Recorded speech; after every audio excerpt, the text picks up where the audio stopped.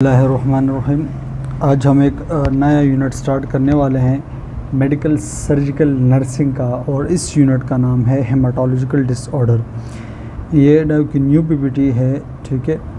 और देखो, एक पॉइंट में यहाँ पर थोड़ा सा बहुत सारे बच्चे ऐसे होते हैं जिनको डिसऑर्डर और डिज़ीज़ के अंदर फ़र्क नहीं पता होता। डिज़ीज़ और डिसऑर्डर दो अलग अलग चीज़ें होती हैं। अगर हम थोड़ा डिज़ीज़ की बात करें तो डिज़ीज़ एक स्पेसिफिक मेडिकल कंडीशन होती है, ठीक है। उसका काज जो है वो नॉन होता है, मतलब उसका काज का पता लगता है। मिसाल के तौर पर अगर किसी को ट्यूबरकुलोसिस होता है तो हमें उसका पता है कि ये ट्यूबरकुलोसिस जो है वो एक माइकोबैक्टीरियम ट्यूबरकुलोसिस के नाम से एक बैक्टीरिया है, उसकी वजह से होता है। तो डिज़ीज़ जो होता है एक स्पेसिफिक मेडिकल कंडीशन होती है और उसका काज हमें मालूम होता है। लेकिन डिसऑर्डर क्या होता है? जब ये डिसऑर्डर किसे कहते हैं पता है? डिसऑर्डर में क्या होता है, जब हमारी बॉडी की जो नॉर्मल ऑर्गन के जो नॉर्मल फंक्शन होते हैं, जब वो नॉर्मल फंक्शन डिस्टर्ब हो जाए या उसके अंदर ख़राबी वगैरह आ जाए और उस काज का पता प्रॉपर ना हो कि ये किस वजह से हो सकता है, तो उसको हम डिसऑर्डर कहलाया जाता है। कि किसी स्पेसिफिक ऑर्गन है, कोई भी ऑर्गन हो, उसका जो नॉर्मल फंक्शन जो परफॉर्म करा है उसके अंदर ख़राबी आ जाना और प्रॉपर फंक्शन नहीं परफॉर्म करता, तो इसको हम डिसऑर्डर कहते हैं। तो डिजीज़ और डिसऑर्डर का ये थोड़ा डिफरेंस है। आगे हम डिस्कस करते हैं इस चीज़ के हवाले से। ये इस यूनिट के ऑब्जेक्टिव है, ठीक है। इस यूनिट में हम मुख्तलिफ जो चीज़ें हैं, जैसे एनीमिया क्या होता है, सिकल सेल एनीमिया, अमर्जिकल एनीमिया, आयरन डिफिशिएंसी एनीमिया क्या होता है, विटामिन B12 डिफिशिएंसी एनीमिया क्या होता है, पॉलीसाइथीमिया किसे कहते हैं, ल्यूकीमिया किसे कहते हैं, फॉलिक एसिड डिफिशिएंसी, ये तमाम जितनी भी चीज़ें हैं इनको अब हम प्रॉपर तरीके से डिस्कस करेंगे वन बाय वन, ठीक है। और ये भी कुछ रिमेनिंग ऑब्जेक्टिव हैं। Identify the relative diagnostic test and interpret the finding. मिसाल के तौर पर जो हमने बैक पे ये चीज़ें चेक की ना, एनीमिया, ये iron deficiency anaemia, vitamin B12 deficiency anaemia या ल्यूकीमिया, तो इसके डायग्नोस करने के लिए कौन से टेस्ट, रिलेवेंट टेस्ट कौन से किए जाते हैं, उनके बारे में भी हम डिस्कस करेंगे। उनके रिज़ल्ट के हवाले से भी डिस्कस करेंगे। कौन सी फार्माकोलॉजिकल मेडिसिन कौन सी दी जाती है, कौन सा सर्जिकल प्रोसीजर होता है उस प्रॉब्लम को कवर करने के लिए, तो ये तमाम चीज़ों के, या कौन सा सपोर्टिव केयर है, इन चीज़ों के हवाले से भी हम इसमें डिस्कस करेंगे। और इसमें कुछ नर्सिंग मैनेजमेंट जो है, नर्सिंग का मैनेजमेंट इंटरवेंशन, अगर पेशेंट जो है हेमाटोलॉजिकल डिसऑर्डर के साथ है, कोई भी हेमाटोलॉजिकल डिसऑर्डर, चाहे वो एनीमिया हो, आयरन डिफिशिएंसी एनीमिया हो, ल्यूकीमिया हो, कोई भी हो, थैलेसीमिया हो, तो उसका एक नर्स किस तरह उसको मैनेज करेगा, किस तरह वो अपना रोल प्ले करेगा, इंटरवेंशन करेगा, इस हवाले से भी डिस्कस करेंगे। Demonstrate the clinical reasoning to the anticipate and the manage of the complications such as the bleeding, infection and cirrhosis, crisis situation. इन तमाम चीज़ों के हवाले से हम इसमें डिस्कस करेंगे वन बाय वन, ठीक है। अच्छा, देखो, यहाँ जो है ये एक नॉर्मल एनाटमी बयान की गई है, और ये वो नॉर्मल एनाटमी है जो आप लोगों ने फर्स्ट और सेकंड सेमेस्टर में अच्छी तरीके से पढ़ी हुई है। और ये यूनिट इतना मुश्किल नहीं है, बस इंशाल्लाह टू द पॉइंट रीड करेंगे। और टू द पॉइंट रीड करने का मतलब ये नहीं कि बस इसको पढ़ेंगे और आगे जाएंगे। जब आप कोशिश होगी कि ताकि आपको प्रॉपर कॉन्सेप्ट के तरीके से आप लोग को समझाया जाए। और ये एक ऐसा यूनिट है कि आप इसको जैसे पढ़ते जाएंगे आप लोग को समझ आता जाएगा। फर्स्ट यहाँ पर है कि इंट्रोडक्शन टू द हेमाटोलॉजी। देखो, हीमा कहते हैं ब्लड को, ठीक है, और लॉजी इसकी स्टडी को कहलाया जाता है। इसमें लिखा है कि haematology is the study of blood, its component and disease affecting the blood. Haematological की डेफिनेशन ये दी है कि हेमाटोलॉजी में हम क्या देखते हैं भाई, हम ब्लड की स्टडी करते हैं, ब्लड के अंदर कौन कौन से कंपोनेंट है उसके बारे में देखते हैं, और कौन सी ऐसी डिजीज़ है, कौन सी ऐसी चीज़ें हैं जो क्या करती है, ब्लड को अफेक्ट कर सकती है, ठीक है। और इसके लिए it's encompasses various discipline including diagnostic, treatment and research. और उसमें बताया किस तरह उसको डायग्नोस, ट्रीटमेंट और रिसर्च किया जा सकता है। तो इन चीज़ों के हवाले से हम जब प्रॉपरली स्टडी करते हैं तो इसको हेमाटोलॉजी कहलाई जाती है। ब्लड जो है वे एक, आपको पता है, एक कनेक्टिव टिश्यू है, और ये एक क्या होता है, ये एक स्पेशलाइज्ड फ्लूइड होता है जो हमारे पूरी बॉडी के अंदर क्या होता है, सर्कुलेट करता है, ठीक है। और इसके जो फंक्शन है वो आगे बताए गए हैं। ब्लड, आपको पता है कि हमारे ब्लड में दो हिस्से होते हैं, एक प्लाज्मा होता है और एक ब्लड सेल्स होता है। प्लाज्मा जो होता है 55% होता है। प्लाज्मा के पता है आप लोगों को, प्लाज्मा के अंदर तकरीबन 91% जो है वो वाटर मौजूद होता है और 7% इसके अंदर प्रोटीन मौजूद होते हैं और 1 to 2% जो होते हैं वो अदर सैल्यूट वगैरह जो होते हैं वो मौजूद होते हैं, ठीक है। ब्लड सेल 45% हमारे बॉडी के अंदर ब्लड सेल में 3 किस्म के होते हैं। एरिथ्रोसाइट जिसे हम रेड ब्लड सेल कहते हैं, लाइफ स्पेन 120 डेज़ है। ल्यूकोसाइट्स की बात करें जिसको वाइट ब्लड सेल भी कहा जाता है, थ्रोम्बोसाइट प्लेटलेट्स को भी कहा जाता है, ठीक है। तो अगर एक बंदे के अंदर 100% ऑफ ब्लड है तो उसमें 55% का जो एरिया है वो प्लाज्मा के ऊपर होगा, 45% जो है वो ब्लड सेल के ऊपर मौजूद होगा। अच्छा, यहाँ पर एक एमसीक्यूज़ पॉइंट ऑफ व्यू से इम्पोर्टेंट है, यहाँ पर एमसीक्यूज़ पॉइंट ऑफ व्यू से बफे कोड। ये बफे कोड क्या होता है ये जहन में रखना। जब ब्लड सैंपल लिया जाता है और उस ब्लड सैंपल को जब आप लेते हैं और उसको सेंट्रीफ्यूज करते हैं, एक मशीन के ऊपर पे इसको रखा जाता है, फिर वो सर्कुलेट घूमती है, सेंट्रीफ्यूज किया जाता है। जब इसको कुछ टाइम तक सेंट्रीफ्यूज किया जाता है, फिर जिस बोतल में, इस बोतल में जो ट्यूब में ब्लड लिया है, जब उसको रख दिया जाता है तो वो ब्लड 3 हिस्सों में वो डिवाइड हो जाता है। सबसे नीचे वाला पोर्शन जो होता है वो रेड ब्लड सेल का बन जाता है, ऊपर वाला पोर्शन जो होता है लिक्विड प्लाज्मा का बन जाता है सेंट्रीफ्यूज के बाद। इस प्लाज्मा और इस रेड ब्लड सेल के दरमियान एक अलग लेयर बन जाती है और वो लेयर जो होती है वो वाइट ब्लड सेल, ख़ास तौर पर ल्यूकोसाइट और प्लेटलेट्स की मिलकर बनी होती है। ये जो छोटा सा बीच में लेयर बन जाती है जो यहाँ पर भी दिखाई गई है, तो ये बफे कोड कहलाया जाता है।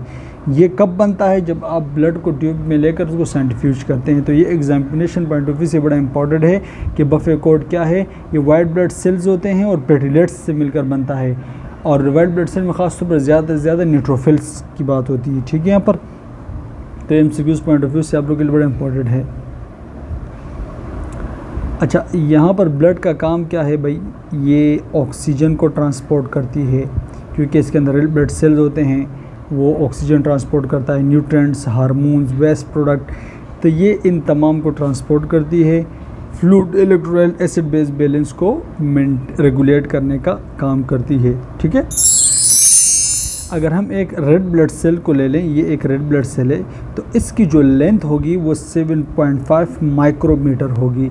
इसकी अगर हम लेंथ के बाद इसकी हम चौड़ाई देखें कि ये कितना मोटा है, कितना चौड़ा है, ये सेक्शनल व्यू का मतलब है कि इसको अगर रेड ब्लड सेल को बीच से काट दिया जाए, सेक्शन कर दिया जाए, तो इसमें देखेंगे तो इसकी जो थिकनेस है, ये थिकनेस, ठीक है, ये जो थिकनेस है ये 2.0 माइक्रोमीटर होती है। ये एग्जामिनेशन पॉइंट ऑफ व्यू से जहन में रखना, ठीक है।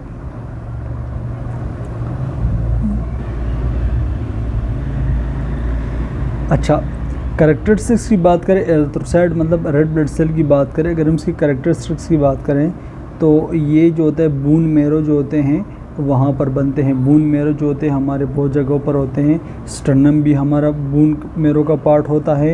ये जो जहाँ पर आसान अल्फाज में जो भी बड़ी हड्डी होगी ना, वहाँ उसके अंदर बून मेरो मौजूद होगा।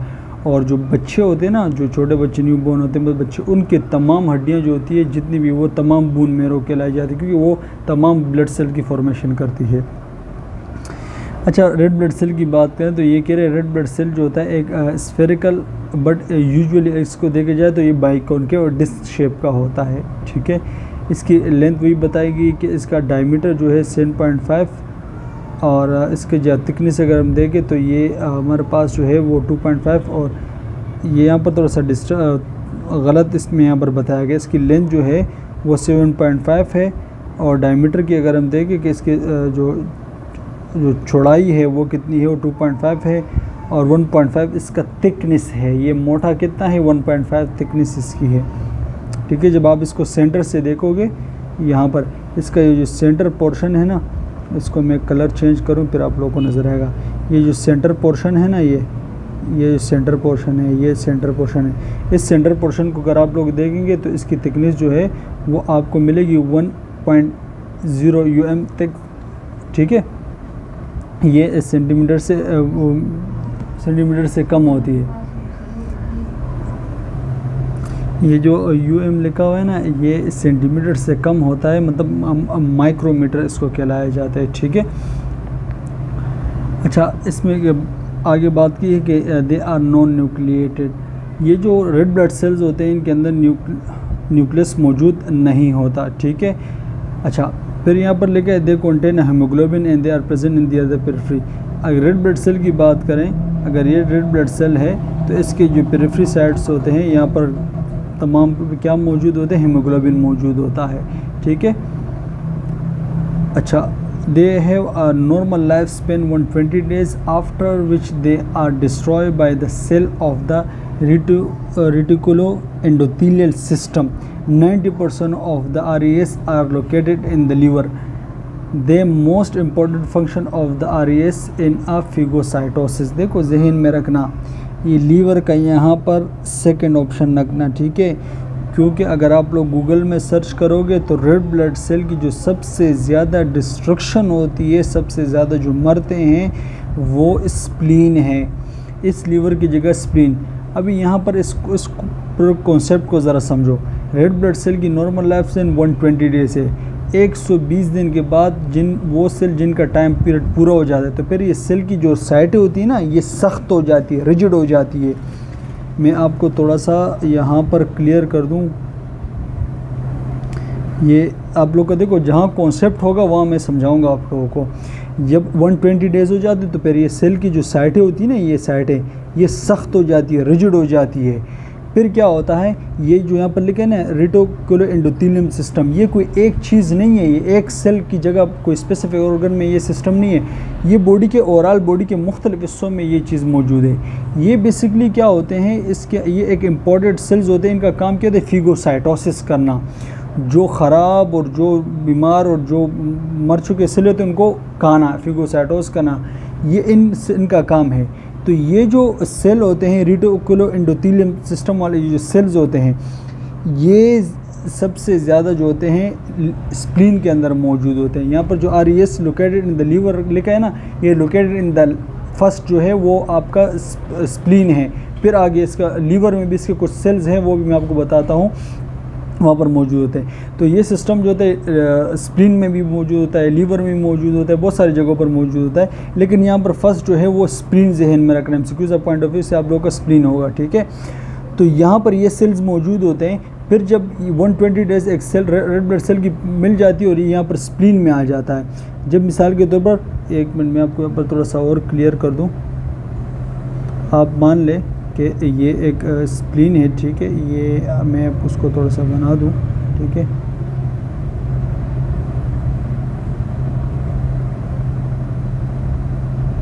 ये देखो ये स्प्लीन है, ठीक है, और ये इंटेस्टाइन है, ये स्प्लीन है और ये रेड ब्लड सेल है। जब ये रेड ब्लड सेल स्प्लीन में आता है और उसका 120 डेज हो चुके होते हैं तो जो ये स्प्लीन की जो कैपिलरीज होती है ना, वो फिर क्योंकि इसमें 120 डेज़ के बाद इनकी जो सेल की जो साइटें होती है वो रिजिड हो जाती है, सख्त हो जाती है। तो फिर उस कैपिलरीज के अंदर, स्प्लीन के अंदर जो कैपिलरीज उसके अंदर पसती है, जब ये वहाँ पर रुकती है, पसती है, तो वहाँ पर ये जो सेल्स मौजूद होते हैं, जो ये पूरा सिस्टम के जो सेल्स हैं, रेटिकुलो एंडोथेलियम सिस्टम के जो सेल्स मौजूद होते हैं, ये फिर क्या करते हैं, उस ये जो रेड ब्लड सेल है जो 120 डेज़ है, इनको फिगोसाइटोस करते हैं, इनको इनगल्फ करते हैं, इनको ख़त्म करने का काम करते हैं, ठीक है। तो यहाँ पर इन चीज़ों का जहन में रखना। तो 90% अगर आप लोग इसको देखेंगे भी तो वो आपको स्प्लीन मिलेगा।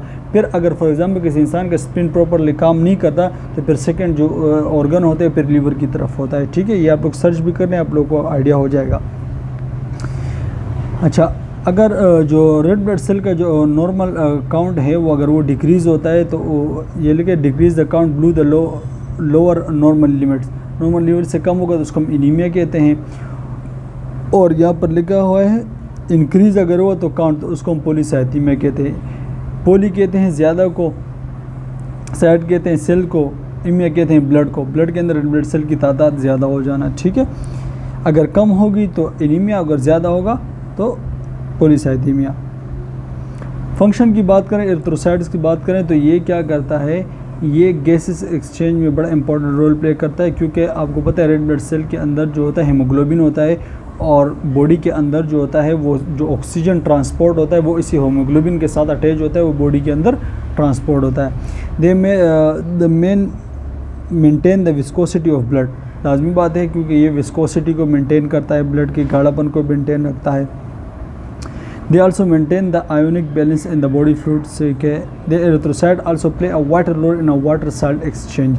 एथरोसाइट जो है वाटर और साल्ट एक्सचेंज में भी एक ख़ास रोल वाइटल रोल प्ले करता है। नॉर्मल इसकी जो रेंज बताइए, अगर आप डिफरेंट बुक्स की देखेंगे तो रेंज वहाँ पर थोड़ी सी चेंज वगैरह दिखाई है, लेकिन परेशान होने की ज़रूरत नहीं है, ठीक है। नॉर्मल रेंज जो है वो 13.8 से लेकर 17.2 जो है वो मेल में बताई गई है, और 12.1 से लेकर 15.1 जो है वो फीमेल में बताई गई है, ठीक है। यहाँ पर छोटा सा कॉन्सेप्ट आप लोगों के साथ देना चाहता हूँ कि यहाँ पर जो मेल के अंदर ये एक पॉइंट बन जाता है, जहन में आता है कि भाई मेल के अंदर क्यों रेड ब्लड सेल ज़्यादा है, फीमेल के अंदर क्यों कम है। तो मेन के अंदर जहन में रखना, तो क्योंकि मेन के अंदर एक हार्मोन होता है जिसको टेस्टोस्टेरोन कहा जाता है। ये हार्मोन क्या कहता है, बून मेरो को कहता है कि भाई आप बून मेरो को स्टिमुलेट करता है कि भाई आप ज़्यादा रेड ब्लड सेल जो है वो बनाते जाओ। एक पॉइंट तो ये फीमेल के अंदर कम क्यों होता है, देखो फीमेल के अंदर टेस्टोस्टेरोन हार्मोन का लेवल जो होता है वो कम होता है। लेकिन दूसरी पॉइंट यहाँ पर ये है फीमेल के अंदर ब्लड कम होने की, क्योंकि उनका जो मंथली जो ब्लड लॉस होता है ना, मिस्चुरेशन में जो उनका जो ब्लड लॉस होता है हर मंथ में, तो उनकी वजह से भी उनका जो ब्लड काउंट है वो कम होता है। जब ब्लड लॉस होगा तो रेड ब्लड सेल की काउंट भी कम होगी, ठीक है जी। अच्छा, यहाँ पर वाइट ब्लड सेल की बात हो रही है कि वाइट ब्लड सेल जो होता है वो भी रेड बोन मेरो को, चाहे रेड ब्लड सेल हो, प्लेटलेट्स हो या कोई वाइट ब्लड सेल हो, सब बोन मेरो में बनते हैं, ठीक है। अच्छा, ये जो वाइट ब्लड सेल जो होते हैं ये स्फेरिकल शेप होते हैं, ठीक है। और इनकी अगर हम साइज़ की बात देखें तो इनका साइज़ जो होता है रेड ब्लड सेल के मुकाबले में ज़्यादा है। अगर फॉर एग्जांपल ये रेड ब्लड सेल है तो इसका साइज़ जो होता है थोड़ा सा बड़ा होता है वाइट ब्लड सेल का साइज़, ठीक है। इसके अंदर न्यूक्लियस मौजूद होता है, रेड ब्लड सेल के अंदर न्यूक्लियस मौजूद नहीं था और इसके अंदर न्यूक्लियस जो है वो मौजूद होता है, ठीक है। अच्छा, फिर यहाँ पर लिखा है ये क्यों वाइट नज़र आते हैं, इसकी वजह ये वाइट या कलरलेस इसलिए होते हैं क्योंकि इनके अंदर हीमोग्लोबिन मौजूद नहीं होता। ये जो वाइट ब्लड सेल होते हैं ये इस वजह से क्योंकि इनके अंदर हीमोग्लोबिन मौजूद नहीं होता। और वहाँ जो अगर हम रेड ब्लड सेल की बात करें वो इसलिए रेड नज़र आते हैं क्योंकि उसके अंदर हीमोग्लोबिन मौजूद होता है, ठीक है। नॉर्मल रेंज जो वाइट ब्लड सेल की है वो 4000 से लेकर 11000 तक है। अगर फॉर एग्ज़ाम्पल इसकी लिमिट 4000 से डिक्रीज़ आती है तो उसको हम ल्यूकोपेनिया कह सकते हैं, ल्यूकोपेनिया कह सकते हैं, ठीक है। और अगर इंक्रीज़ हो जाए तो इसको ल्यूकोसाइटोसिस कहलाया जाता है। अच्छा, यहाँ पर वाइट ब्लड सेल की बात करते हैं। देखो वाइट ब्लड सेल जो होते हैं इसमें दो तरह के होते हैं, एक होता है एक ग्रेन्युलोसाइट्स, एक होते हैं ग्रेन्यूल्स। देखिए ग्रेन्यूल्स और एक ग्रेन्यूल्स का मतलब क्या है, ये ग्रेन्यूल्स जो है ये बेसिकली जो ग्रेन्यूल्स की अगर हम बात करें तो ये अगर इनमें तीन, इसमें फिर सेल को भी डिवाइड किया गया। ल्यूकोसाइट जो है फर्दर दो हिस्सों में डिवाइड किया गया है, एक ग्रेन्यूलर और दूसरा एक ग्रेन्यूलर। ए मतलब वो सेल जिनके अंदर ग्रेन्यूल्स मौजूद ना हो। ग्रेन्यूल्स क्या होते हैं, ये बिल्कुल एक छोटे छोटे ज़र्रात होते हैं, छोटे छोटे पार्टिकल्स होते हैं जो सेल के अंदर मौजूद होते हैं। और इनका ये क्या करते हैं, ये एक हेल्प करते हैं फॉरेन सब्सटेंस को मारने के लिए, केमिकल रिलीज़ करते हैं, उनके लिए हेल्प करते हैं ताकि वो जल्द से जल्द मरे। एक ग्रेन्यूल्स के अंदर दो किस्म के सेल आते हैं, एक को हम लिम्फोसाइट्स कहते हैं, दूसरे को हम मोनोसाइट्स कहते हैं, ठीक है। अच्छा, इसकी भी लिम्फोसाइट्स की फिर एग्जांपल दी है, टी सेल जो हमारी बॉडी के अंदर हो गए, बी सेल हो गए और एन के नेचुरल किलर सेल जो हो गए। तो ये तीनों के तीनों सेल जो है ये आपके लिम्फोसाइट्स के अंदर आते हैं, ठीक है।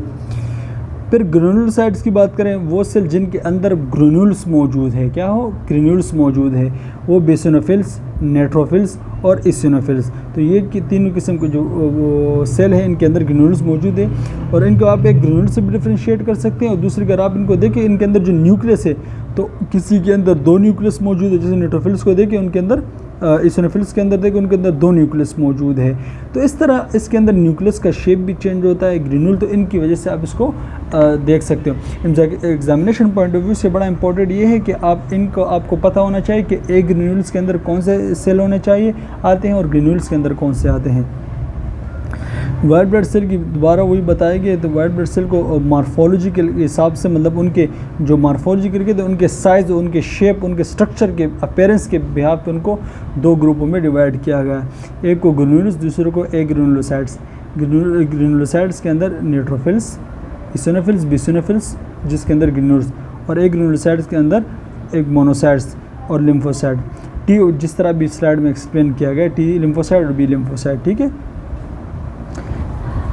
प्लेटलेट्स की बात करते हैं, ये तो एक जितनी भी अभी हम पढ़ रहे हैं एक सिंपल एनाटॉमी बताई जा रही, जो हम ऑलरेडी हमें मालूम भी है, और अभी जो असल जिनके जो डिसऑर्डर है वो आगे स्टार्ट होंगे। अच्छा, यहाँ पर फिर दूसरा प्लेटलेट्स की बात करें भाई, ये जो होता है जो मेगाकैरियोसाइट्स होते हैं, ये बून मैरो के अंदर जो होते हैं ये एक जेंट सेल, बहुत सारे बड़े बड़े सेल मौजूद हैं। जब इनकी ब्रेकडाउन होती है, मेगाकैरियोसाइट जब डिवाइड होते हैं तो इनके नतीजे में क्या होते हैं, इनके नतीजे में क्या फॉर्म होती है, इनके नतीजे में प्लेटलेट्स फॉर्म होते हैं, प्लेटलेट सेल बनते हैं, जिसको हम थ्रोम्बोसाइट्स भी कहते हैं। और इनकी अगर शक्ल की बात करें, इनका नज़र ये किस तरह आते हैं, तो ये स्फेरिकल या ओवल शेप या रोड या कोमा शेप के ये अपीयरेंस होते हैं, तो मुख्तलिफ शक्ल में ये नज़र आ सकते हैं। और इसकी अगर हम बात करें तो ये हाईली रिफ्लेक्टिव बॉडीज़, ये तो होती है कम है, स्मॉल क्वांटिटी, इसका जो काम है बड़ा ज़बरदस्त है, हाईली रिफ्लेक्टिव बॉडीज़ होती है, क्योंकि प्लेटलेट अगर कहीं पे कट वगैरह लग जाए तो फ़ौरन जाके वहाँ पर क्लॉटिंग का काम इस प्लेटलेट्स का है। अच्छा, फिर ये क्या है, इसका जो लाइफ स्पेन है ये 8 से लेकर 11 दिनों में फिर ये न्यू सेल जो होते हैं वो बनना शुरू होते हैं, ठीक है। पुराने सेल डिस्ट्रॉय और न्यू सेल बनते रहते हैं। इसके अगर हम दे आर अबाउट 2 से तकरीबन 2 से लेकर 5 माइक्रोमीटर इनकी जो है डायमीटर चौड़ाई होती है। अच्छा, इनके अंदर कोई भी न्यूक्लियस मौजूद नहीं होता और ना इनके अंदर हीमोग्लोबिन मौजूद होता है। और इनकी अगर नॉर्मल रेंज की बात करें तो 150 से लेकर 4 मतलब वो 1,50,000 से लेकर 4 लाख इनका नॉर्मल रेंज है। जब आप एक CBC की रिपोर्ट देखते हैं तो आप CBC की रिपोर्ट में आपको ये तीन ही चीज़ें मिल जाती है। अगर फॉर एग्ज़ाम्पल ये 150 से 1 लाख मतलब 150 से 150 से डिक्रीज़ होता है तो इसको हम क्या कहते हैं, तो इसको हम थ्रोम्बोसाइटोपिनिया कहलाया जाता है। और अगर ये बढ़ता है तो उसको हम थ्रोम्बोसाइटो, अगर ये 4 लाख मतलब 4 लाख से ये इंक्रीज़ होता है तो उसको हम थ्रोम्बोसाइटोसिस कहलाया जाता है, ठीक है। फंक्शन इसका काम क्या है, ये ब्लड क्लॉटिंग का काम करता है। और ये जो अगर वेसल है, ब्लड वेसल है, उनकी लाइनिंग किसी वजह से रप्चर हो जाए तो उन रप्चर को, उन वेसल की लाइनिंग को रिपेयर करने का भी काम इस प्लेटलेट्स का है। और ये प्लेटलेट्स जो होती है ये एक फॉर्मेशन प्लग भी बनाती है, प्लेटलेट्स प्लग, जिसे हम प्लेटलेट्स प्लग कहते हैं, जो क्लॉटिंग में हेल्प करता है। Normal clotting time of the healthy man is 2 to 6 minute. Examination point of view से बड़ा ज़बरदस्त इंपॉर्टेंट है, ठीक है। अच्छा, यहाँ पर ये क्या दिया है, मतलब किस चीज़ टाइम की बात हो रही है, तो इसको ज़रा जहन में रखना। जब आप ट्यूब नहीं है, जब ट्यूब में ब्लड लिया जाता है ना, जब आप एक इंसान का ब्लड कलेक्ट करते हो, ट्यूब में डालते हो, तो आप 2 से 6 मिनट के दरमियान टाइम देखना, तो उस टाइम वो क्लॉटिंग हो, 2 से 6 मिनट के दरमियान वो क्लॉट बन जाता है। तो ये बताया कि नॉर्मली क्लॉटिंग टाइमिंग जो है वो 2 से 6 मिनट तक है। थ्रोम्बोसाइटोसिस, ठीक है, थ्रोम्बोसाइटोस मतलब थ्रोम्बोसाइट्स, ये भी बताया गया मुख्तलिफ किस्म, जो शेप बताया गया ना, ओवल शेप का भी हो सकता है, स्फेरिकल शेप का भी हो सकता है, और ये कोमा शेप, ये कोमा नज़र आ रहा है, मतलब मुख्तलिफ शेप के हो सकते हैं। नॉर्मल इसकी हेमाटोक्राइट्स क्या होते हैं, देखो हेमाटोक्राइट्स एक अलग चीज़ है। हेमाटोक्राइट्स हमें बताती है कि भाई ये जो रेड ब्लड सेल्स होते हैं इनके अंदर हीमोग्लोबिन की कंसंट्रेशन को यह बताता है कि भाई ये कितने हीमोग्लोबिन मौजूद है। हेमोग्लोबिन कंसंट्रेशन नहीं, बल्कि ये बताता है कि RBCs के एक परसेंटेज को बताया जाता है। हेमोक्रेट का मतलब ये है जब हम टेस्ट वगैरह करते हैं तो हेमाटोक्रेट जो है ये हमें ये शो करता है कि जो ब्लड के अंदर रेड ब्लड सेल कितने परसेंटेज, मिसाल के तौर पर अगर एक 100% ऑफ ब्लड है, ठीक है, तो उसमें 55% जो है वो प्लाज्मा है, वो तो हमें पता है। 45% रेड ब्लड से 45% बाकी सेल्स है, तो उन 45% में कितना परसेंट जो है वो आपका रेड ब्लड सेल की तादाद कितने परसेंटेज में, तो वो परसेंटेज हमें हेमाटोक्राइट्स बताता है, ठीक है।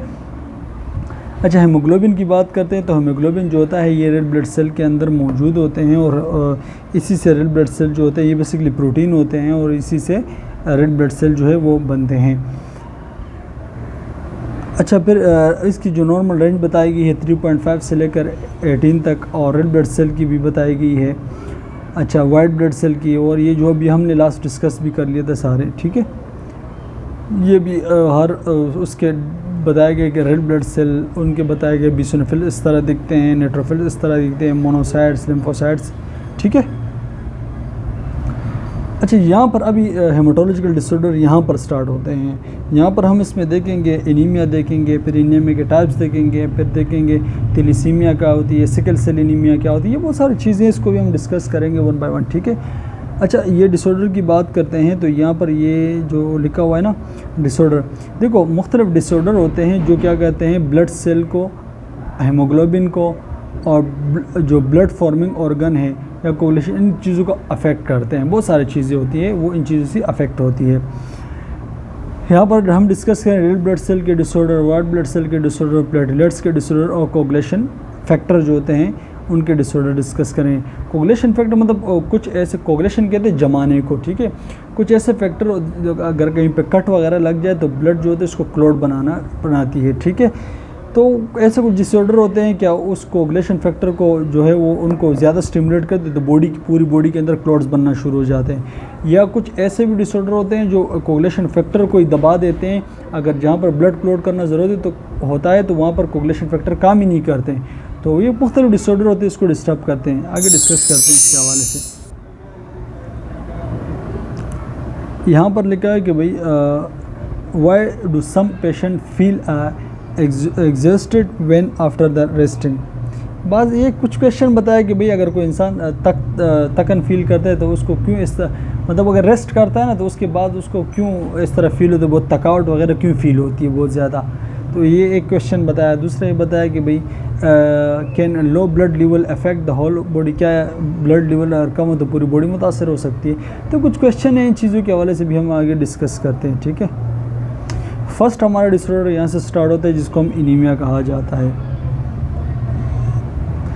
एनीमिया कहा जाता है, देखो एनीमिया जो है ये ग्रीक वर्ड से, ठीक है। ये एनीमिया जो है ये ब्लड को कहते हैं, एन मतलब है एब्सेंट, ठीक है।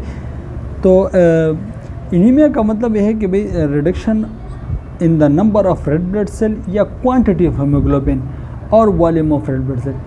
दो चीज़ें इनमें रखना, या रेड ब्लड सेल का नंबर के हिसाब से रेड ब्लड सेल कम हो जाए या हीमोग्लोबिन कम हो जाए।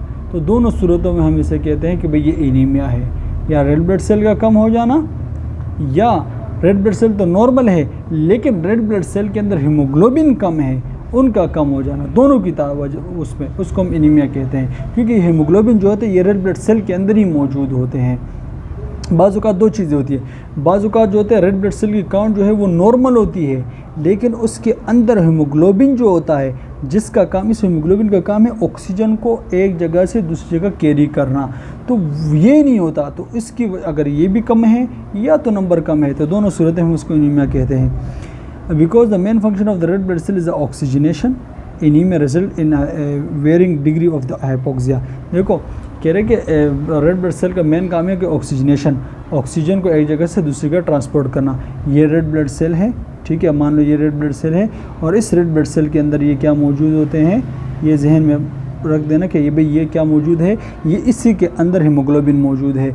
और जब हम सांस लेते हैं O2 लिया जाता है, O2 लिया जाता है तो ये O2 क्या करता है, ये एल्वुलाई के थ्रू एक्सचेंज होता है और ये O2 फिर आकर यहाँ पर इस हीमोग्लोबिन के साथ अंदर अटैच होता है और फिर बॉडी रेड ब्लड सेल्स को ट्रांसपोर्ट करता है बाकी जो टिश्यू तक, ठीक है। अगर फॉर एग्जांपल एक शख्स के अंदर रेड ब्लड सेल जो है वो पूरे हैं, काउंट में पूरे, लेकिन अंदर हीमोग्लोबिन नहीं है, हीमोग्लोबिन की तादाद होते हैं लेकिन कम है, तो फिर ऑक्सीजन कम बाइंड होगा। जब ऑक्सीजन कम बाइंड होगा, बॉडी के मुख्तलिफ हिस्सों तक ऑक्सीजन कम पहुँचेगा तो इंसान को हाइपोक्सिया का शिकार होगा, ठीक है।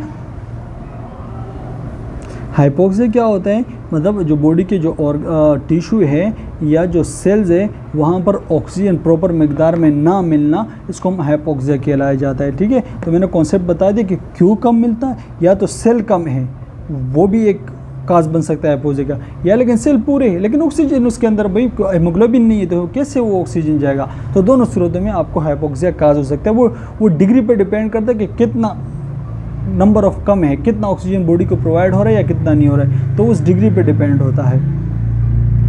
अच्छा, प्रिवेलेंट कंडीशन एनीमिया और की कुछ वजह है उसकी वजह से भी कम हो सकता है, या ब्लड लॉस हो जाए, ठीक है, या रेड ब्लड सेल की जो प्रोडक्शन है वो कम हो जाए, एथ्रोसाइट की प्रोडक्शन वो कम हो जाए, या क्या है इंक्रीज़, या बॉडी के अंदर कोई ऐसा मसला हो, कोई ऐसा डिसऑर्डर हो, ऐसी एबनॉर्मलिटीज़ हो या ऑटो इम्यून कंडीशन हो जाए, वो रेड ब्लड सेल को बन तो रहे हैं, प्रॉपर मिकदार में बनना है, हेमोग्लोबिन भी, लेकिन उसकी ब्रेकडाउन बहुत जल्दी हो रही है। तो इसकी तो दोनों सूरत में जब मौजूद नहीं होंगे रेड ब्लड सेल तो एनीमिया काज होगा। ठीक है, एनीमिया जो है वे define as a decrease in the total amount of the red blood cell या haemoglobin concentration in the blood the low limit of the normal range. ठीक है, अच्छा वहाँ पर दोबारा मेल की बताया कि भाई the adult male and normal haemoglobin 13.0 to 14.0 और फीमेल के 12 से लेकर 13 ये मुख्तलिफ, मैंने आपको बताया बैक भी हमने जब रेंज की देखी तो वहाँ पर डिफरेंट रेंज था, यहाँ पर डिफरेंट रेंज है, तो रेंज में आप इतना वो नहीं करना, इशू नहीं है, और इस रेंजों से एमसीक्यूज़ नहीं आ सकते तकरीबन, हाँ जहाँ से आते हैं वो मैं आपको बता सकता हूँ। In anemia, the body does not get enough oxygen rich blood. As a result, the person may feel tired and have other symptoms. लाजमी बात है, जब एक पेशेंट एनीमिया के साथ होगा तो वो प्रॉपरली ऑक्सीजन को कैरी नहीं कर पाएगा, क्योंकि उसके अंदर रेड ब्लड सेल नहीं होंगे या हीमोग्लोबिन नहीं होगा।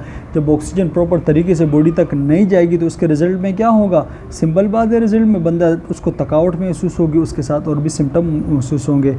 अच्छा फिर नीचे क्या है, विथ सीवियर और लॉन्ग लास्टिंग, अगर ये एनीमिया सीवियर की तरफ चला जाता है या काफ़ी वक्त तक रहता है, मतलब एक बंदा है जिसको भाई 2 साल से एनीमिया है, 1 साल से एनीमिया है, तो उसको क्या या सीवियर एनीमिया है, तो lack of oxygen in the blood, लाजमी बात है उनको ब्लड के अंदर ऑक्सीजन कमी होगी, और जो ब्लड के अंदर ऑक्सीजन कमी होगी तो फिर क्या होगा, जब ब्लड हमारे वाइटल ऑर्गन जो होते हैं जैसे हमारे हार्ट, ब्रेन या बाकी जो बॉडी के ऑर्गन है वहाँ पर प्रॉपर्ली ऑक्सीजनेशन डिमांड नहीं मिलेगी तो वहाँ पर भी डैमेज काज होगा। अच्छा फिर यहाँ पर लिखा है क्लासिफिकेशन की बात करें तो अकॉर्डिंग टू काज 2 तरीक़ों से क्लासीफाई किया गया एनीमिया को। एक काज के मुताबिक भाई कि भाई एनीमिया ये काज है, इसकी वजह से एनीमिया हो सकता है, या रेड ब्लड सेल की प्रोडक्शन कम हो, इनएडिक्वेट मतलब कम रेड ब्लड सेल की प्रोडक्शन हो, या ब्लड लॉस ज़्यादा हो, कोई एक्यूट या क्रोनिक ब्लीडिंग वगैरह हो जाए, या जीआईटी वगैरह, या कोई रोड एक्सीडेंट वगैरह हो जाए, या मेनोरेजिया वगैरह हो जाए, ठीक है, मतलब एक्सेसिव ब्लीडिंग जो फीमेल को हो जाती है, तो इन वजह से ये काज हमें मालूम होता है कि इसकी वजह से एनीमिया है। या रेड ब्लड सेल की जो है बहुत ज़्यादा डिस्ट्रक्शन हो, जिसे हीमोलाइसिस कहते हैं। तो ये दूसरा है कि भाई मार्फोलॉजी के अकॉर्डिंग बाज़ औक़ात क्या होता है, रेड ब्लड सेल एक normal red blood cell size इतना है, अगर हमारी बॉडी सोचो, अगर हमारी बॉडी इतने रेड ब्लड सेल बनाएंगे, छोटे छोटे रेड ब्लड सेल बनाएंगे, तो इनके अंदर तो हीमोग्लोबिन भी कम होगा ना, जब इनके अंदर हीमोग्लोबिन कम होगा तो ऑक्सीजन भी कम बाइंड होगा। तो आप सोचिए जब एक normal size morphology normal size red blood cell का इतना है और बॉडी इतनी बना रही है, तो इसका मार्फोलॉजिकल इसका मतलब साइज़ भी कम होगा, इसका जब साइज़ कम होगा तो ऑक्सीजन भी कम होगी, तो इसकी जब हीमोग्लोबिन भी कम होगा तो इनकी वजह से भी क्या हो सकता है, वो आपको एनीमिया हो सकता है। अभी हम डिस्कस करते हैं इसकी मार्फोलॉजी को हवाले से, ठीक है। According to morphology blood based on the size and haemoglobin content of the red blood cell, एक साइज, दूसरा इस साइज के अंदर हीमोग्लोबिन की कंटेंट की बात हो रही है, ठीक है, साइज और हीमोग्लोबिन। अभी जहन में रखना आगे ये क्या बताया रहा है, with normocytic and normochromic. Normocytic कहते हैं ब्लड सेल को, क्रोमिक कहते हैं उसके कलर को। अगर रेड ब्लड सेल का साइज़ नॉर्मल है तो उसको हम नॉर्मोसाइटिक कहते हैं, अगर उसके अंदर हीमोग्लोबिन की कंटेंट नॉर्मल है तो उसको हम नॉर्मोक्रोमिक कहा जाता है। वे red blood cell are normal in size and haemoglobin content, दोनों मतलब हीमोग्लोबिन भी उसके अंदर सही है, साइज भी सही है, तो उसको हम नॉर्मोसाइटिक या नॉर्मोक्रोमिक कहा जाता है। अच्छा ये फिर क्या कह रहे हैं, ये इफ़ेक्ट किसकी वजह से हो सकता है, ये एप्लास्टिक एनीमिया की वजह से, हेमोलाइटिक की वजह से, मेलिग्नेंसी की वजह से, माल न्यूट्रिशन की वजह से ये इफेक्ट हो सकते हैं ये सेल। अगर एप्लास्टिक एनीमिया किसे कहते हैं, जब बोन मैरो ब्लड सेल को बनाना ही छोड़ दे, चाहे वो रेड ब्लड सेल हो, चाहे वाइट ब्लड सेल हो, चाहे वो प्लेटलेट्स हो, कोई भी हो। हेमोलाइटिक एनीमिया जिसमें रेड ब्लड सेल की डिस्ट्रक्शन बहुत ज़्यादा हो, मेलिग्नेंसी, कोई CA वगैरह किसी को, माल न्यूट्रिशन, तो ये कास्ट फैक्टर है जो इनके शेप रेड ब्लड सेल के साइज़ के ऊपर इफेक्ट कर सकती है और इनके अंदर हीमोग्लोबिन के ऊपर। दूसरा पॉइंट है माइक्रोसाइटिक एंड हाइपोक्रोमिक। माइक्रोसाइटिक क्या कहते हैं, माइक्रोसाइटिक का मतलब है अगर ये एक नॉर्मल साइज़ है, अभी आप सोचो कि भाई इतने रेड ब्लड सेल हैं, ठीक है, साइज़ छोटा होगा है, और जब साइज़ छोटा हो गया तो इसके अंदर भी क्या है, हीमोग्लोबिन भी, इसका भी हीमोग्लोबिन जो है, आप मान लें कि भाई हीमोग्लोबिन का कलर जो है वो भी चेंज हो गया, येलो हो गया। आप इस तरह का ज़रा जहन में रख लें, ठीक है, आप ऐसे कर लें। एक उसके लिए थोड़ा सा आप लोगों को आइडिया के लिए बता रहा हूँ। तो इसमें माइक्रोसाइटिक मतलब सेल का साइज़ माइक्रो हो गया, छोटा। अभी आगे क्या है, abnormal cell small and have a low haemoglobin content भी कम हो गया। देखो येलो छोटा सा कंटेंट, हीमोग्लोबिन का कंटेंट कम या इनका कलर चेंज होना, ये किसकी वजह से होता है, या आयरन डिफिशिएंसी या थैलेसीमिया एनीमिया। तो इनकी वजह से एक पेशेंट, अगर आप फॉर एग्जांपल अगर आप एक आयरन डिफिशिएंसी एनीमिया के पेशेंट की रिपोर्ट को देखो या थैलेसीमिया पेशेंट की रिपोर्ट को देखो, तो उसको अगर आप उनके रेड ब्लड सेल के साइज़ को देखो तो वहाँ पर उस सीबीसी की रिपोर्ट को देखो, वहाँ पर लिखा होगा कि माइक्रोसाइटिक और हाइपोक्रोमिक, उसका रेड ब्लड सेल का साइज़ भी छोटा होगा और उसके अंदर जो कंटेंट है हीमोग्लोबिन का वो भी कम होगा। अभी दूसरा है मैक्रोसाइटिक नॉर्मोक्रोमिक, ठीक है। देखो अल्लाह अकबर, रेड ब्लड सेल जो है वो एबनॉर्मल लार्ज हो जाते हैं और दे हैव अ नॉर्मल हीमोग्लोबिन। इसमें क्या होता है, रेड ब्लड सेल का साइज़ बढ़ जाता है, हीमोग्लोबिन कंटेंट बराबर रहता है। ये किसकी वजह से होता है, ये विटामिन B12 और फोलिक एसिड की वजह से। अगर कोई पेशेंट है वो फोलिक एसिड वगैरह प्रॉपर उसको बॉडी में नहीं है या वो इस्तेमाल नहीं कर रहा या विटामिन B12 की कमी है, तो उनकी वजह से उनके जो रेड ब्लड सेल का साइज़ है वो मैक्रोसाइटिक हो जाता है, बड़ा हो जाता है और उसके अंदर जो हीमोग्लोबिन वगैरह वो नॉर्मल रहेगा। तो ये 3 पॉइंट है कि आपको पता होना चाहिए कि नॉर्मोसाइटिक नॉर्मोक्रोमिक किसे कहते हैं, माइक्रोसाइटिक हाइपोक्रोमिक किसे कहते हैं, ठीक है।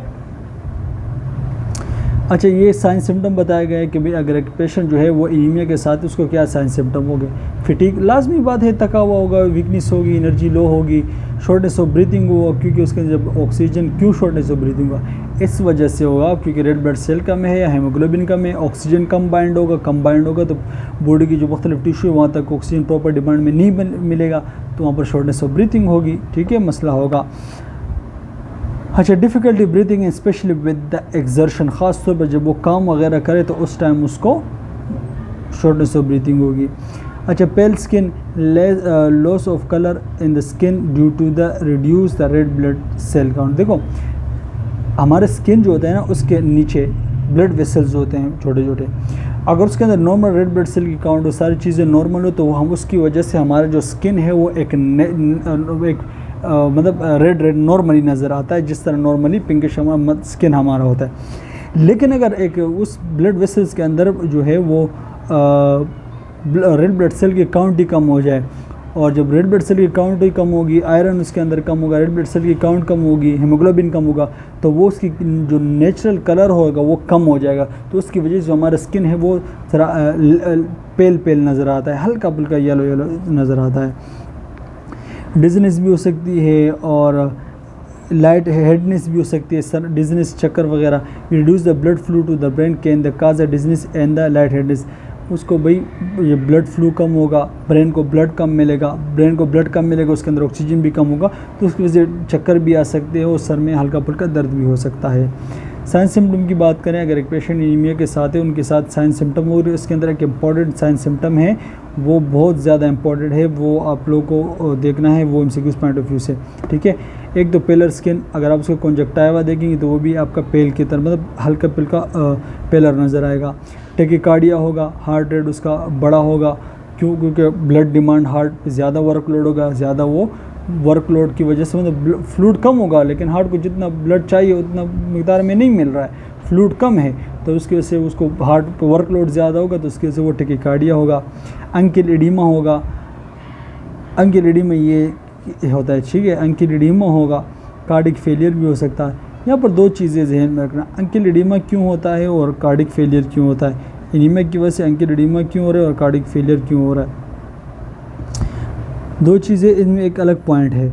एक तो कार्डिक फेलियर इस वजह से होता है कि भाई अगर हार्ट के ऊपर वर्कलोड काफ़ी वक्त से ज़्यादा है और उसको प्रॉपरली फ्लूइड उस मिकदार में नहीं मिला जितना उसको मिलना चाहिए, और वो अपना काम बहुत ज़्यादा करे, तो एक वक्त ऐसे आ जा सकता है जो हार्ट के मसल्स होते वीक हो जाते, कमज़ोर हो जाते, फिर आहिस्ता पेशेंट जो है कार्डिक फेलियर की तरफ चला जा सकता है। मैं अंकिल एडिमा के ऊपर आता हूँ, आपको समझाता हूँ। किलोनिचिया जो जहन में रखना, किलोनिचिया कहते हैं स्पून लाइक शेप हो जाना। एनीमिया के पेशेंट का आप देखेंगे उसका जो नाखून है वो एक स्पून चम्मच की तरह हो जाएगा। ये आप देखिए, ये एमसीक्यूज पॉइंट ऑफ व्यू से बड़ा इंपॉर्टेंट है, ठीक है। और ये ख़ास तौर पर आयरन डिफिशिएंसी एनीमिया की वजह से होता है। जॉइंटिस भी हो सकता है, बोन डिफॉर्मिटी भी हो सकती है और लेग अल्सर भी हो सकता है। क्योंकि यहाँ पर जॉइंटिस क्यों बताया गई है, जॉइंटिस का वजह ये सब ये है क्योंकि जब रेड ब्लड सेल बहुत ज़्यादा की तादाद में ब्रेक डाउन होते हैं तो इससे हीम अलग होता है और ब्लोरुबिन जो होता है वो अलग होता है। और ब्लोरुबिन जो है वो बेसिकली वो एक उसका नेचुरली कलर येलो फॉर्म में होता है, तो इसकी वजह से जो होते वो बॉडी के अंदर जो बहुत ज़्यादा की तादाद में जब वो मिलेंगे तो इसकी वजह से जॉइंटिस उसे कहा जाता है। ब्लोरुबिन का तादाद बढ़ जाना ये एक अलग पूरा प्रोसेस है, क्योंकि वो फिर लीवर में जाता है और ये एक बहुत बड़ा प्रोसेस है। अगर मैं उसको समझाने में लग जाऊंगा तो बड़ा टाइम लग जाएगा इसके ऊपर। फिटीग, हेडेक, फैटनेस, चक्कर भी हो सकता है, बाज़ औक़ात गिर भी सकता है, ब्रेथलेसनेस और पल्पेशन भी हो सकती है। अब बात आती है अंकिल एडिमा, ये क्यों होता है इसका समझाता हूँ। अच्छा, यहाँ पर अंकिल एडिमा का ज़रा कॉन्सेप्ट ज़रा जहन में रखना। जब इंसान को सीवियर एनीमिया होता है ना, ये अंकल एडिमा सीवियर एनीमिया में होता है, ठीक है। अगर इंसान को सीवियर एनीमिया होता है तो सीवियर एनीमिया की वजह से होता क्या है, एक तो ऑक्सीजन की डिलीवरी जो होती है वो हार्ट तक वो बहुत ज़्यादा कम मिलेगी। जब हार्ट को बहुत ज़्यादा कम ऑक्सीजन मिलेगा, फ्लूइड कम मिलेगा, तो हार्ट के ऊपर जो वर्कलोड होता है वो बढ़ जाता है, हार्ट ज़्यादा वर्कलोड करता है। फिर एक वक्त आ जाता है हार्ट के मसल वीक हो जाते हैं और हार्ट फेलियर की तरफ चला जाता है। जब हार्ट फेलियर की तरफ चला जाता है तो बॉडी में फ्लूइड जो होते हैं वो रिटेन होना शुरू हो जाता है। तो फिर ग्रेविटी की वजह से क्या होता है, फ्लूइड जो है वो नीचे जो अंकिल साइड है यहाँ पर आना शुरू हो जाता है। तो इसकी वजह से जो होता है वो अंकिल एडिमा होता है। अच्छा, ये भी वही अगर फॉर एग्जाम्पल सीवियर एनीमिया हो जाए तो ये उसके साइन सिम्टम बताए गए हैं, आप इसको ज़रा देख सकते हैं कि उसकी वजह से आई जो होती है वो येलो हो जाती है, स्किन जो होता है पेल और coldness, yellowing, respiratory shortness of breathing, और ये तमाम चीज़ें सिंपल पॉइंट है, ये आप लोग ज़रा देख लें इसको, ठीक है। अच्छा, डायग्नोस एंड डिफरेंट। अच्छा, ये डायग्नोस अब एनीमिया के मतलब मुख्तलिफ टाइप के एनीमिया को डायग्नोस कैसे करना है, सिंपल सी बात है।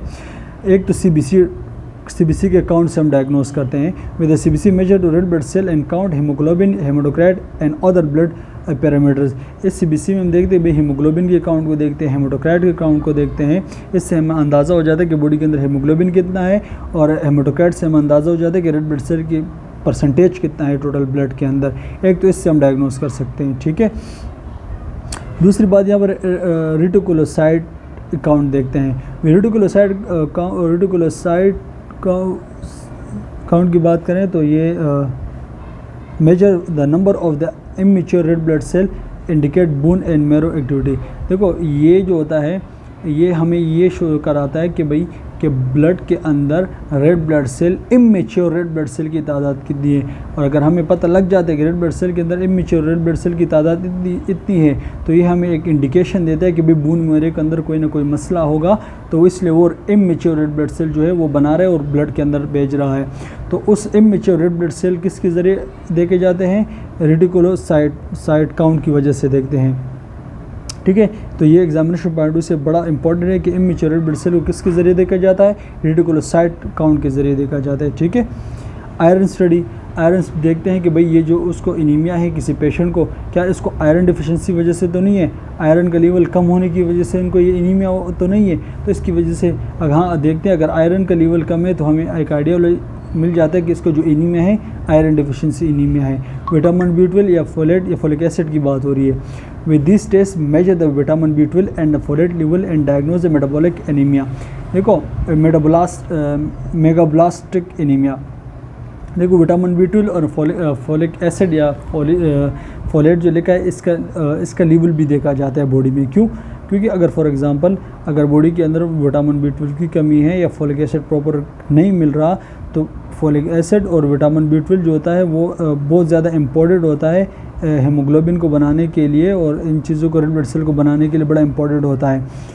लेकिन जब ये कम होंगे तो फिर जो क्या कहते हैं रेड बोन मैरो है वो फिर एक लार्ज अमाउंट में, मेगा कहते हैं बड़ा, और ब्लास्टिक कहते हैं जो मतलब इमेच्योर सेल, तो फिर जो बोन मैरो है वो बड़ा और इमेच्योर रेड ब्लड सेल बनाता है। जब इमेच्योर रेड ब्लड सेल बड़ा मेगा ब्लास्टिक सेल बनेगा तो उसकी वजह से वो सेल जल्दी जल्दी टूटेगा भी, जब जल्दी जल्दी टूटेगा तो उसकी वजह से भी एनीमिया होता है, जिसको हम मेगाब्लास्टिक एनीमिया कहा जाता है।